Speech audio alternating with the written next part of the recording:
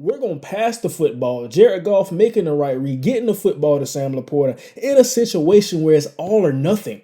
If you don't get that first down, it's basically handing the game to the Los Angeles Chargers.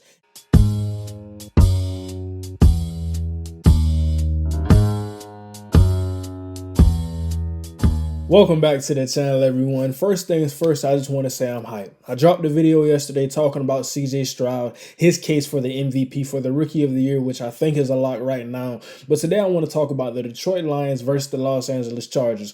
And I think it was a big-time game, just seeing a shootout. Exciting for the Chargers fans, even though you lost this game for the Detroit Lions fans. We're going to talk about it all in today's video, but I do want to say it's been a week prior to yesterday's video that I did actually drop a video on the channel. Last week was hectic, but I do want to say, because if you didn't see the picture on the community post, First Take actually came to my school. So that was just a great opportunity. Seeing Shannon Sharp, Stephen A. Smith, seeing guys in a room that I one day want to see myself in. So being able to be in that environment, seeing the preparation and everything that it takes to get to a level like that, that's something I just wanted to acknowledge on this channel. And that really was a big reason and why I had a lot of things going on last week. But let's dive into the game. A good game. I think overall, this was Dan Campbell's aura.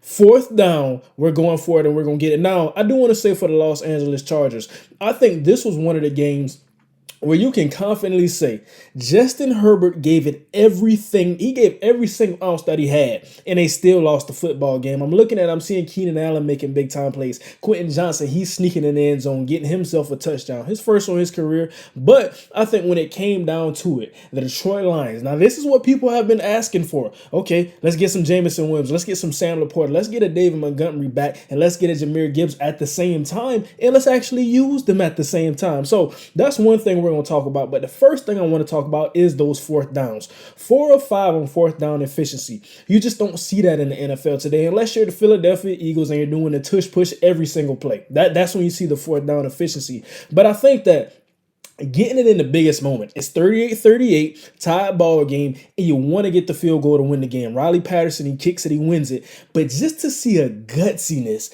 out of Dan Campbell to say, okay, we're going to pass the football. Jared Goff making the right read, getting the football to Sam Laporta in a situation where it's all or nothing.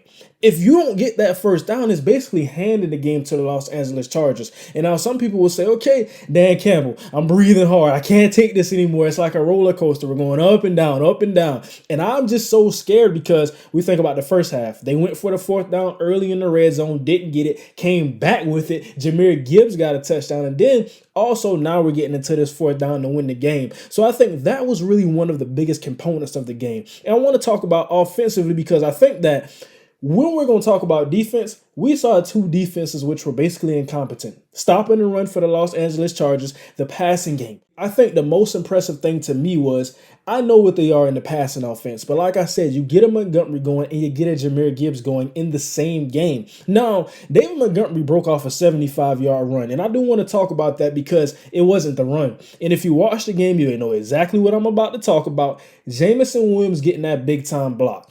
He literally chased down David Montgomery, said, come on, I got your block.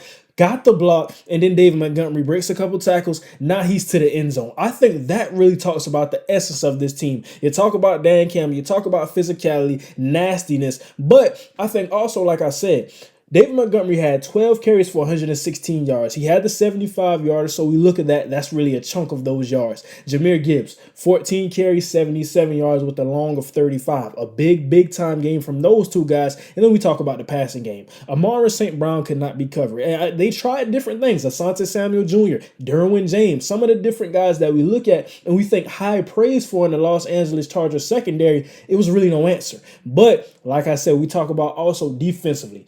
Justin Herbert, I talk about physical tools, being a quarterback that can make all of the plays, that can do all of these different things. We saw every single thing. You talk about an elite quarterback. Now, Justin Herbert, he hasn't won. And this is another game. He didn't win it. Right now, they sit at 4-5. But I think when you just look at it and say, okay, this guy, as far as what we want from a quarterback, every attribute, he has it. He was accurate yesterday. He was improvising, getting outside of the pocket. Now, we're going to talk about the Detroit Lions pass rush because I think it wasn't a pass rush from what I really saw in that game. But overall, you talk about getting different looks. Aaron Glenn. And really, when they tried to run the Tampa 2, they got into some man looks. What the Los Angeles Chargers did, Kellen Moore, I really like how he schemed up a lot of his plays. Got Austin Eckler, get him some screen passes. But Keenan Allen, using him inside the numbers, inside that slot position. Now we're getting matched up with linebackers. It was Anzalone. It was Jack Campbell. Different types of guys creating a mismatch for Keenan Allen. So I really like to see that. For Justin Herbert, he's going to attack it. Of course, we know that. But I think from Kellen Moore, having the perfect offensive game plan, they were in a position offensively from how they produced to win a football game like this. It's just, you get into moments,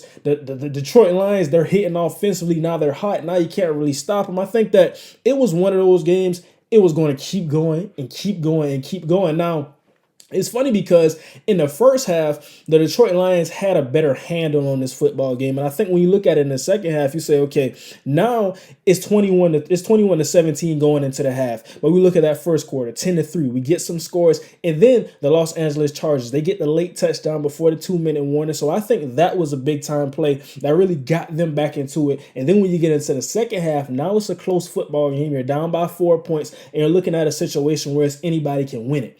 Big time game. But I think that, like I said, Justin Herbert really carrying the load offensively. Austin Eckler had 19 carries for 67 yards, made an impact in the passing game. But I think that this is just not a team who's going to beat you running the football. We know that. But when you look at this and say, okay, the Detroit Lions, they won a shootout. They went for it on fourth down. They showed everything they could show. They were healthy offensively, got some guys back defensively. You saw Josh Pascal on the defensive line.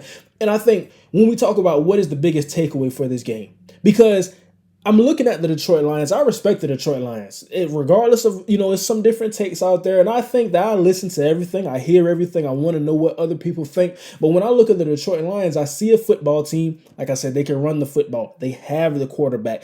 And I said they had the defense. And I still believe they have the defense. But what I'm seeing is that when you're trying to handle motion, where you're going against competent quarterbacks, Justin Herbert, Lamar Jackson, Geno Smith, we talk about some of these guys who have had success against this offense. I'm starting to say, okay, Aaron Glenn, this is where we start to have the talk. You have to be more competent in those moments, and it's really motion. Like I said, this was one thing that I talked about when I did the film breakdown, and I looked at some of these plays. I said, okay, if we're translating our number one receiver, if we're translating him inside, if we're going from our number two, now he becomes the number one. I'm just not seeing a secondary that can really handle that communication, and that's Tracy Walker. That's Kirby Joseph. Now, Kirby Joseph had the big-time interception, and just actually talking about that interception, how did he catch that and get the feet down? I think that it was one play where really Justin Herbert thought he was throwing it away, went out of bounds, and then he ended up getting the interception. That was a big time play that I saw. But talking about communication in the back end, Cam Sutton, Jerry Jacobs, those guys, they have to be on one accord. When we get motion, even in the red zone, the Quentin Johnson big time play, the Keenan Allen play on fourth down that really got the Chargers back into the game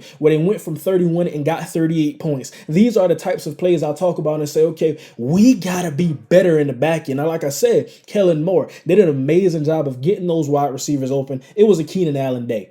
And you see it and you say, okay, some of these guys, when we handle these number one receivers, now I think Cameron Sutton has been having an amazing season, but when you get into the playoffs and you play a more competent defense and they're not inept as far as covering and stopping the run, now you have to say, okay, going for it on these fourth downs, if we don't convert, now you have to be a little more wary of this. And I thought that the Chargers really gave the Lions a good look as far as what a good offense looks like. Now, the Chargers, they've been good offensively for the most part this season, but I think that, like I said, we talk about the Dallases, we talk about the Philadelphias, the San Franciscos. In these nip and tuck ball games, you cannot come out there and say, okay, we're just going to go for it on fourth down and hope it all goes well. You cannot come out there and say, okay, we're going to get into a shootout with these teams because they can defend and they can also score, putting more pressure on you. Like I said, the Chargers came out with a hot day, but if they're having a hot day like this and they were just a little more sound defensively, now you're looking at a bad day. So that's one thing I'll say. I think that's my biggest takeaway. I just want to see more answers defensively. And I'm pointing at those three games, like I said, Seattle, Baltimore, and yesterday's game. Those are big-time games where I'm looking at. And I want to know what you guys think down below in the comments. Am I overreacting? Am I blowing this out of proportion? Or is this a legitimate point that I'm making, a legitimate concern talking about the Detroit Lions defense? Like I said, I love the team. I respect them as one of those contenders in the NFC. And just a quick note, if you're watching this video, I'm coming out with a video this week. I'm I'm making a legit case for each Super Bowl contender. You're not going to want to miss that video. And the Detroit Lions will be in that video. But like I said, I just want to know, because I'm looking at it, I'm saying, okay, I like the win yesterday, big time game, but I just want to know, as far as getting into the playoffs, trying to get that #1 seed, some big time games ahead. And I think that you're not really going to see it for the rest of the regular season, but when you get into the playoffs, I think some of those problems and some of those things we look at with the pass rush, with the communication in the back end, handling motion, that's going to bite you in the playoffs. Offensively, I mean, how can I really criticize a day like this day, even for the Chargers? How can I criticize when Keenan Allen has 11 catches, 175 yards? Now,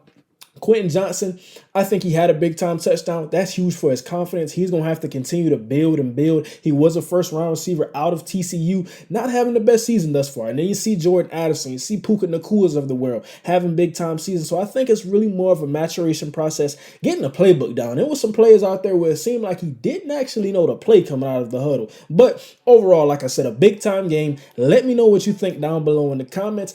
Can the Detroit Lions get to the promised land playing defense at this level against competent offenses? I think that's the biggest question for today. Don't forget to like, comment, and subscribe. That's going to do it for today's video. And now,